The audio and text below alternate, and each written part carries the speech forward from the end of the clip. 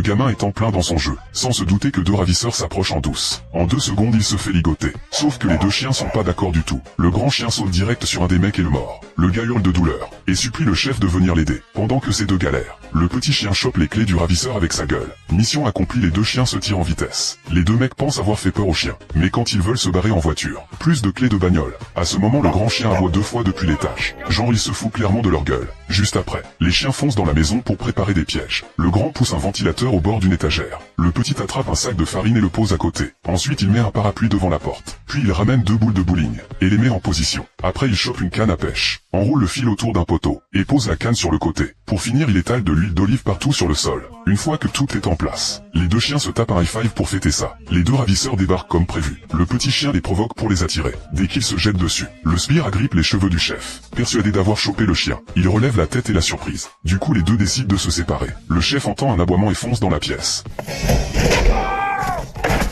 De l'autre côté le sbire fait un plongeon. Il touche pas un poil de chien, et se vautre par terre. Pas du genre à lâcher l'affaire, il continue la poursuite, et rentre direct dans le chef de plein fouet. En voyant l'état des deux ravisseurs, les chiens se retapent un high five. Les deux mecs voient les chiens juste devant eux. Fous de rage ils veulent les attraper. Les clés sont presque à portée de main. Le petit chien balance les clés d'un coup. Le grand chien en bas les rattrape tranquille. Les deux filent vers l'atelier de peinture. Quand les ravisseurs déboulent, le grand chien pousse une armoire. Les deux se ramassent direct. Ils voient le grand chien passer devant leurs yeux. Le chef Furax se lance à sa poursuite. Il se prend un cadre en pleine tête, et sa tronche traverse un autre tableau. Et franchement ça colle parfaitement avec la peinture. Le sbire se dépêche de lui sortir la tête de là. Ensuite les ravisseurs trouvent de la bouffe pour appâter les chiens. Ils comptent les choper tous les deux d'un coup. Le sbire agite la nourriture. Le grand chien joue le jeu et s'approche. Sauf que dans leur dos, le petit chien prépare déjà un piège. Une chaise derrière les fesses du ravisseur. Le petit chien détale.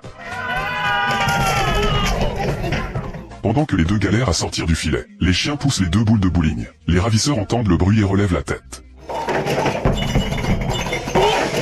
Les chiens se claquent encore un high five. Une demi-heure plus tard, les deux ravisseurs se relèvent complètement dans les vapes. Le petit chien sort pour les narguer. Il chope les clés et file droit vers la cuisine. Les deux foncent derrière. Le petit chien contourne l'huile d'olive au sol. Les deux déboulent et se cassent la figure directe. Ils glissent à toute vitesse. Le chef traverse la maison et atterrit dehors, avec un magnifique plongeon artistique. Le sbire s'écrase contre le placard. Le ravisseur essaie de se relever, mais le sol est trop glissant. Il s'agrippe au placard et se rétame une 2e fois. Le chef revient trempé jusqu'aux os. À peine il sort le sbire de sous le meuble, que les chiens reviennent les provoquer.